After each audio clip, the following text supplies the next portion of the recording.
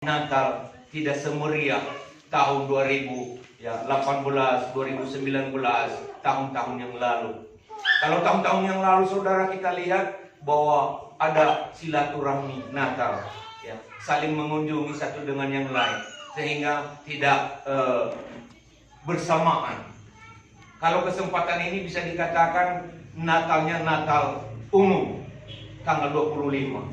Kalau perayaan-perayaan biasanya saudaraku yang kasih tidak sama harinya, karena untuk bisa saling silaturahmi, untuk bisa saling mengunjungi satu dengan yang lain, antara gereja yang satu dengan gereja yang lain, ya, supaya bisa bersama-sama dalam suasana sukacita surga, dalam suasana yang penyambutan ya perayaan Natal, sukacita Natal itu sendiri. Tetapi saudaraku yang kekasih di dalam Tuhan Yesus, ada satu hal ya, yang perlu kita ingat dalam perayaan-perayaan Natal, supaya kita jangan terbuai, supaya kita jangan melakukan perayaan Natal hanya fokus untuk tiap tahun di bulan 12 saja, tetapi kita harus mengerti maknanya. Banyak orang Kristen melupakan makna Natal yang sebenarnya, makna Natal yang sesungguhnya. Tetapi saudaraku yang kasih, yang terpenting dan paling perlu, bahwa Natal yang sesungguhnya itu di mana firman telah menjadi manusia. Dan ini yang perlu dipahami, dimengerti sebagai umat Tuhan. Supaya dengan itu berkat Natal itu tidak hanya berhenti pada bulan 12, melainkan sepanjang hari, sepanjang waktu, sepanjang minggu, sepanjang bulan, sepanjang tahun, sepanjang kehidupan kita. Berkat Natal itu tetap melekat kepada kita. Karena apa? Karena kita bisa mengerti, karena kita bisa memahami apa Natal itu sebenarnya. Natal itu saudaraku yang kasih, firman telah menjadi manusia. Dan menjadi manusia, siapa dia? Yesus Kristus. Mari kita baca firman Tuhan saudaraku. Di dalam Yohanes pasal yang ke-1. Yohanes pasal 1 ayat 1 sampai ayat yang ke-18. Firman yang telah menjadi manusia. Pada mulanya adalah firman. Firman itu bersama-sama dengan Allah. Dan firman itu adalah Allah. Ia pada mulanya bersama-sama dengan Allah. Segala sesuatu dijadikan oleh Dia, dan tanpa Dia tidak ada suatu pun yang telah jadi dari segala yang telah dijadikan. Dalam Dia ada hidup, dan hidup itu adalah terang manusia. Terang itu bercahaya di dalam kegelapan, dan kegelapan itu tidak menguasainya. Datanglah seorang yang diutus Allah, namanya Yohanes. Ia datang sebagai saksi untuk memberi kesaksian tentang terang itu, supaya oleh Dia semua orang menjadi percaya. Ia bukan terang itu, tetapi Ia harus memberi kesaksian tentang terang itu. Terang yang sesungguhnya, yang menerangi setiap orang sedang datang ke dalam dunia. Ia telah ada di dalam dunia, dan di dunia dijadikan olehnya. Ia datang kepada milik kepunyaannya, tetapi orang-orang kepunyaannya itu tidak menerimanya. Tetapi semua orang yang menerimanya diberinya kuasa supaya menjadi anak-anak Allah, yaitu mereka yang percaya dalam namanya. Orang-orang yang diperanakan bukan dari darah atau dari daging, bukan pula secara jasmani oleh keinginan seorang laki-laki, melainkan dari Allah. Firman itu telah menjadi manusia dan diam di antara kita, dan kita telah melihat kemuliaannya, yaitu kemuliaan yang diberikan kepadanya sebagai anak tunggal Bapa, penuh kasih karunia dan kebenaran. Yohanes memberi kesaksian tentang Dia dan berseru, katanya, "Inilah Dia yang kumaksudkan ketika aku berkata, Kemudian daripadaku akan datang Dia yang telah mendahului aku, sebab Dia telah ada sebelum aku. Karena dari kepenuhannya kita semua telah menerima kasih karunia demi kasih karunia. Sebab hukum Taurat diberikan oleh Musa, tetapi kasih karunia dan kebenaran datang oleh Yesus Kristus. Tidak seorang pun yang pernah melihat Allah, tetapi Anak Tunggal Allah yang ada di pangkuan Bapa, Dialah yang menyatakannya. Amin, saudara. Saudaraku yang kekasih di dalam Tuhan, apa makna Natal yang harus kita mengerti, yang harus kita pahami, sehingga Natal itu, saudaraku, tidak mudah berlalu begitu saja, tidak tinggal hanya di bulan 12 saja, tetapi sepanjang kehidupan kita. Natal itu, saudaraku yang kasih, melekat. Siapa Natal itu, saudara?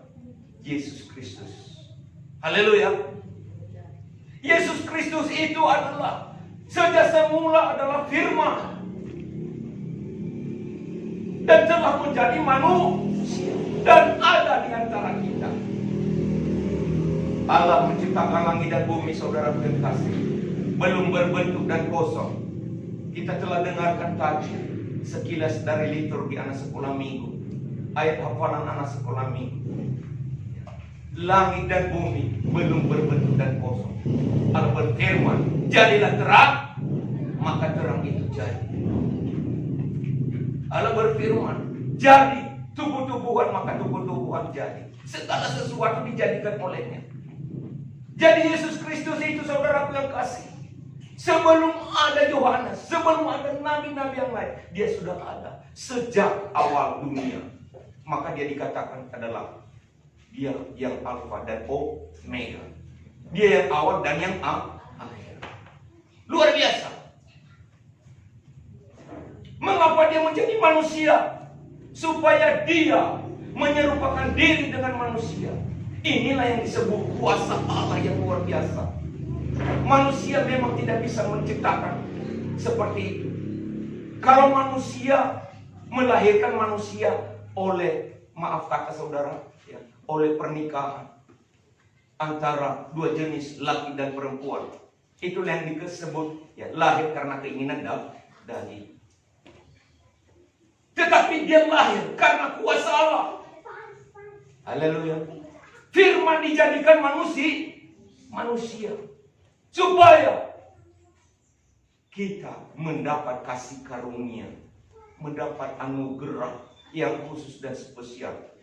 Maka dikatakan di dalam Yohanes pasal 3 ayat 16, karena begitu besar kasih Allah akan dunia ini, sehingga Ia telah mengaruniakan anaknya yang tunggal, supaya setiap orang yang percaya kepadanya tidak binasa, melainkan beroleh hidup yang kekal. Ada 4 hal yang menjadi pokok renungan kita pada kesempatan ini lewat firman Tuhan yang telah kita baca dari Injil Yohanes pasal 1 ayat 1 sampai ayat yang ke-18. 4 hal. Yang pertama, Yesus Kristus adalah terang dunia. Yesus Kristus adalah terang dunia. Di dalam ayat 1 sampai ayat 5 dikatakan, tolong dibaca. Yohanes 1 ayat 1 sampai dengan 5, firman yang telah menjadi manusia. Pada mulanya adalah firman. Firman itu bersama-sama dengan Allah, dan firman itu adalah Allah. Ia pada mulanya bersama-sama dengan Allah. Segala sesuatu dijadikan oleh Dia, dan tanpa Dia tidak ada sesuatu pun yang telah jadi dari segala yang telah dijadikan. Dalam Dia ada hidup, dan hidup itu adalah terang manusia. Terang itu bercahaya dalam kegelapan, dan kegelapan itu tidak menguasainya. Haleluya. Ya, Yesus Kristus itu adalah terang. Karena Dia terang, maka gelap tidak bisa berkuasa. Untuk apa, saudara? Bagi setiap kita. Kalau kita percaya, maka kita tidak akan tinggal tetap dalam gelap. Hanya oleh karena teranglah, maka kita bisa melihat apa yang terbaik, apa yang baik, bisa memilih apa yang harus kita lakukan, yang berguna, yang bermanfaat bagi kita. Tetapi kalau terang itu tidak ada, maka kita tidak bisa melakukan apa yang benar. Kita tidak bisa memilih apa yang tepat, yang mendatangkan kebaikan bagi kehidupan kita. Itulah sebabnya di dalam Yohanes pasal 8 ayat 12 dikatakan, aku adalah terang dunia. Siapa yang mengikut aku, maka dia tidak akan berjalan dalam kegelapan, karena dia memiliki terang hidup. Yesus Kristus adalah terang. Maukah saudara memiliki terang hidup? Milikilah Yesus Kristus. Ada dalam Yesus Kristus. Orang yang tidak hidup di dalam Yesus Kristus, maka tidak bisa menentukan apa yang terbaik. Tidak bisa memilih apa yang tepat, yang bisa bermanfaat, yang bisa berguna bagi jiwanya, bagi rohnya, bagi masa depannya. Yesus Kristus adalah terang. Kita tidak bisa hidup dalam keadaan samar-samar. Panas tidak, dingin pun tidak. Kita harus bisa memilih yang terbaik. Apa yang terbaik? Terang. Terang itulah saudaraku yang kasih, yang pertama-tama Allah lakukan. Allah menciptakan langit dan bumi. Bumi kosong, belum berbentuk. Apa yang dia lakukan pertama-tama? Allah menjadikan terang. Kenapa terang? Karena itu yang paling perlu. Haleluya. Terang yang dijadikan Tuhan luar biasa. Ya. Luar biasa. Memberikan kepada kita sesuatu, pengenalan, pengertian, apa yang harus kita perbuat, apa yang harus kita lakukan, apa yang terbaik, yang perlu kita gunakan bagi kehidupan kita. Ini yang pertama. Jadi Yesus Kristus itu adalah terang. Sejak semula dia sudah ada dan menjadi manusia, ada di antara kita. Yang kedua, Yesus Kristus itu adalah kuasa. Kuasa bagaimana saudara yang kasih? Kuasa untuk mengalahkan segala sesuatu musuh kehidupan kita. Dia memiliki kuasa. Dalam Yesus Kristus ada kuasa. Dalam nama Yesus ada kemenangan. Dalam nama Yesus ada sukacita. Dalam nama Yesus Kristus ada kesembuhan. Dalam nama Yesus Kristus ada mujizat-mujizat yang bisa memulihkan keadaan kita. Kalau kita memiliki Yesus Kristus, maka kita memiliki kuasa. Ayat 12 dikatakan tadi Yohanes pasal 1 ayat 12, yang menerimanya memiliki kuasa. Untuk apa? Menjadi anak-anak Allah. Kuasa menjadi anak-anak Allah. Luar biasa saudara. Kalau kita menjadi anak-anak Allah, apakah kita merasa malu? Ada yang merasa malu disebut anak-anak Allah? Anak-anak Tuhan? Bersyukur kita saudaraku yang kasih. Kenapa kita bisa menjadi anak-anak Allah? Karena kita memiliki kuasa dalam apa? Siapa yang memberikan kepada kita kuasa untuk menjadi anak-anak Allah? Yesus Kristus. Ya. Menjadi anak camat saja pun kita bangga saudara. Daripada kita dikatakan anak bandit, anak penjudi, anak benar narkoba, mana lebih baik dikatakan anak Tuhan? Maka kalau dikatakan anak Tuhan, kalau saudara diejek, nggak usah minder. Amin. Bangga. Kenapa kita bisa menjadi anak Tuhan, menjadi anak Allah? Karena kuasa. Kalau namanya kuasa itu saudara luar biasa. Tanya aja Pak Polisi. Ya. Kalau dia katakan jangan lari, berhenti. Kalau tidak kutembak, coba lari terus, ditembaknya. Kenapa dia bisa bebas menembak? Karena dia punya kuasa. Ada kuasa, ada wewenang yang telah diberikan oleh negara kepadanya. Amin saudaraku. Luar biasa. Itu yang disebut kuasa. Kalau kita mau ke kota, di persimpangan jalan sana saudaraku, ada lampu merah. Di situ ada bapak-bapak polisi yang mengatur lalu lintas. Dan dia mengangkat tangan. Kalau disuruh ke kiri, belok ke kiri. Kalau disuruh ke kanan, belok ke kanan. Kalau katanya berhenti. Kenapa saudaraku kita berhenti? Coba dilanggar. Ditilang. Kenapa bisa ditilang? Karena dia punya karena dia punya kuasa. Kita juga saudaraku yang kasih, telah diberikan kuasa untuk menjadi anak-anak Allah. Sekarang saya dan saudara adalah anak-anak Allah. Kita bebas mengalahkan iblis. Kita bebas mengalahkan keduniawian kita. sifat-sifat kita yang tidak baik, sifat-sifat kita yang tidak benar. Jangan mau tunduk, jangan mau diatur, jangan mau dipimpin oleh kebiasaan lama kita. Inilah makna Natal yang sesungguhnya. Inilah yang perlu kita syukuri di dalam Yesus Kristus. Karena Dia adalah firman dan telah menjadi manusia dan ada di antara kita. Ada untuk kita, ada untuk saya, ada untuk saudara semua. Kita bisa berubah menjadi lebih baik. Haleluya. Ini yang kedua. Yang ketiga, saudaraku yang kasih, Yesus Kristus adalah kasih karunia. Kalau dalam hukum Taurat, saudaraku, dulu Musa memberikan undang-undang, memberikan peraturan, ya, supaya manusia itu bisa melakukan yang baik. Ada 10 hukum. Dikatakan, saudaraku, jangan mencuri, jangan membunuh, ya, jangan menyembah berhala. Manusia masih tidak mampu untuk melakukannya. Tetapi saudaraku yang kasih, di dalam Yesus Kristus kita mendapat kasih karunia. Apa kasih karunia? Untuk memampukan kita, ya, untuk memampukan kita supaya kita bisa, ya, tidak melakukan segala yang jahat itu. Saudaraku yang kasih, diberikannya roh penolong bagi kita, sehingga kita roh itu yang memimpin kita kepada segala kebenaran. Saudaraku yang kasih, saya berikan contoh. Ada orang yang bekerja di sebuah perusahaan atau upahan, ya, di ladang orang. Janji pekerjaan itu bekerja mulai jam 8, beristirahat jam 12, masuk lagi jam 1 atau jam 2, pulang jam 5. Kan begitu, saudaraku. Ditentukan gaji 70.000 atau 80.000 per hari. Itu disebut peraturan. Itu disebut ketetapan. Lalu saudaraku yang kasih, tiba-tiba ada yang mau cari kerja. Dia datang jam 11. Dia mulai bekerja jam 12. Dia datang kepada yang empu pekerjaan, yang punya pekerjaan, yang pemilik pekerjaan. Dan datang, aku mau bekerja, Tuhan. Ya, silakan bekerja.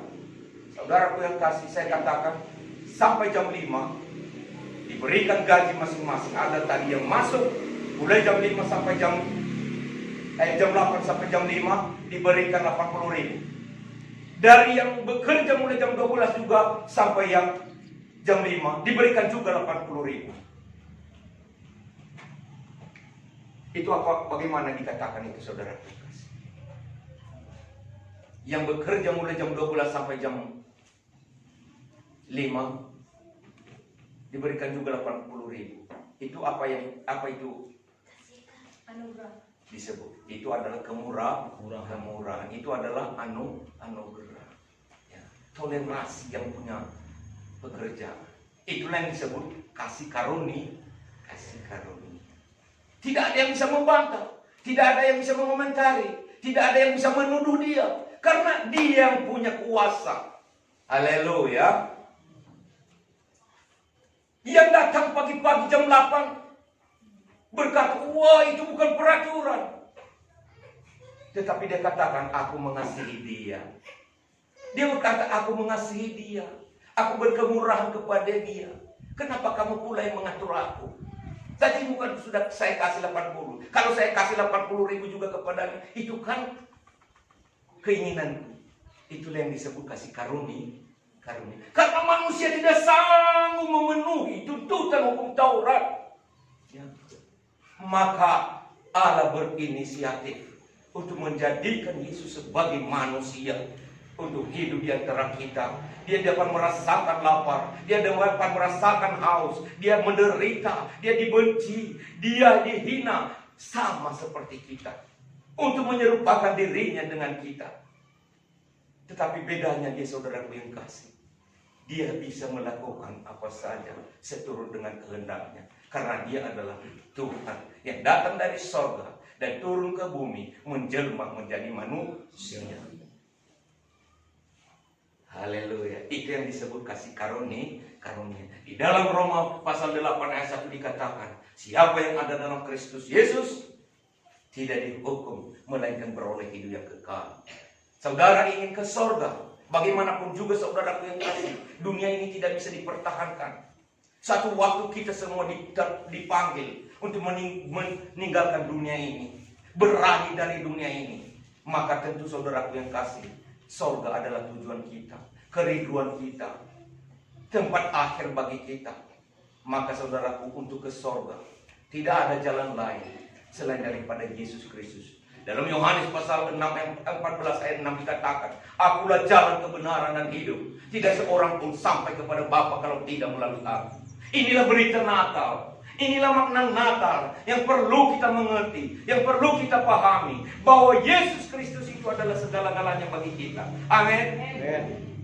Dia adalah Tuhan Allah telah menjelma menjadi manusia. Luar biasa. Ini yang ketiga. Jadi Yesus Kristus adalah kasih karunia untuk kita, sehingga kita bisa mendapatkan kemurahan Tuhan itu. Hidup kita bisa diwarnai dengan kasih Tuhan itu. Yang ketiga, yang keempat, sebagai yang terakhir, bahwa Yesus Kristus itu adalah pribadi Allah itu sendiri. Tidak ada seorang pun yang pernah melihat Allah. Kan begitu saudara. Tapi untuk melihat Allah, lihatlah dalam Yesus Kristus. Yesus Kristus adalah kesabaran. Yesus Kristus adalah kasih. Yesus Kristus adalah terang. Yesus Kristus adalah yang berkuasa.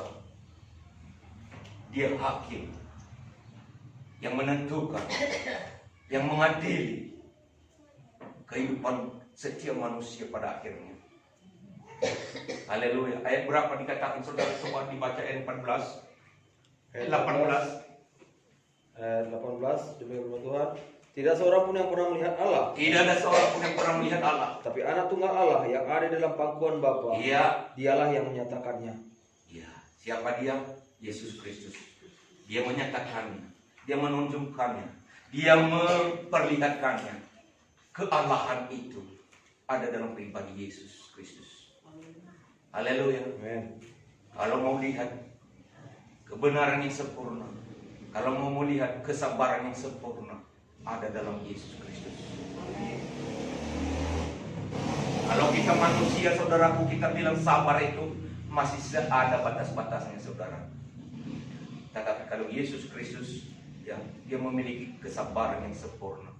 Dia memiliki kasih yang sempurna. Kalau kita, saudara manusia, kalau kita katakan mengasihi itu, saudaraku, selalu ada batas-batasnya. Selalu melihat golongan apapun, apakah dia, siapakah dia, apakah dia familiku. Adik kita kalau karuar tutur lebih berukai kamu kayak margano, sadang margakap kita baca kita sembuyak sembuyak pulang, sembuyak nini, mamagai. Ada batas-batasnya saudara. Tapi kalau kasih Tuhan, kuning, hitam, putih, merah, semua dirangkulnya, semua harta yang indah. Harta yang indah. Datang dari golongan apa dia? Apakah dari golongan yang hebat-hebat? Kasta-kasta yang hebat-hebat? Dia selalu rangkul. Semua merangkul. Tanpa batas. Itu kasih yang sempurna.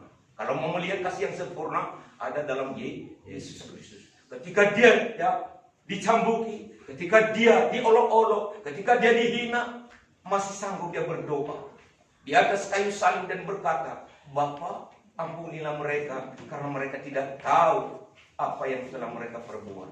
Luar biasa. Tidak ada manusia yang sanggup seperti dia. Banyak manusia, saudaraku yang kekasih, ya, kalau diejek, merah kupingnya. Syukur-syukur tidak menggosok pisaunya. Tetapi saudaraku yang kasih, pedoman kita adalah Yesus Kristus dalam hal mengasihi. Mau merangkul siapa saja, mau merangkul mereka-mereka yang datang dari golongan apapun. Apakah dia orang kaya, orang miskin, semua sama di matanya. Semua adalah harta indah di hadapannya. Luar biasa. Maka melihat Allah Lihatlah dalam pribadi Yesus Kristus Sang Juru Selamat kita. Amin. Saudaraku yang kasih, tempat hal ini adalah berkat Natal buat kita pada kesempatan ini. Yang pertama, yang tertulis di dalam Yohanes pasal 1 ayat 1 sampai ayat 18 ini, ada 4 poin yang menjadi pokok-pokok renungan kita, bahwa Yesus Kristus adalah terang untuk hidup kita. Yang kedua, Yesus Kristus adalah kuasa untuk hidup kita, supaya kita bisa menjadi anak-anak Allah. Yang ketiga, Dia adalah kasih karunia, sehingga kita bisa diampuni dari segala dosa-dosa kita. Dia tidak melihat apakah kita memiliki dosa besar atau dosa kecil. Semua, sekalipun merah dosamu seperti kirmiji, akan diputihkan seperti salju. Luar biasa. Dan yang keempat, Yesus Kristus adalah pribadi Allah itu sendiri. Amin, saudara. Amin. Mari kita angkat pujian kita. Mari kita katakan syukur kita kepada Tuhan di kesempatan Natal yang indah ini.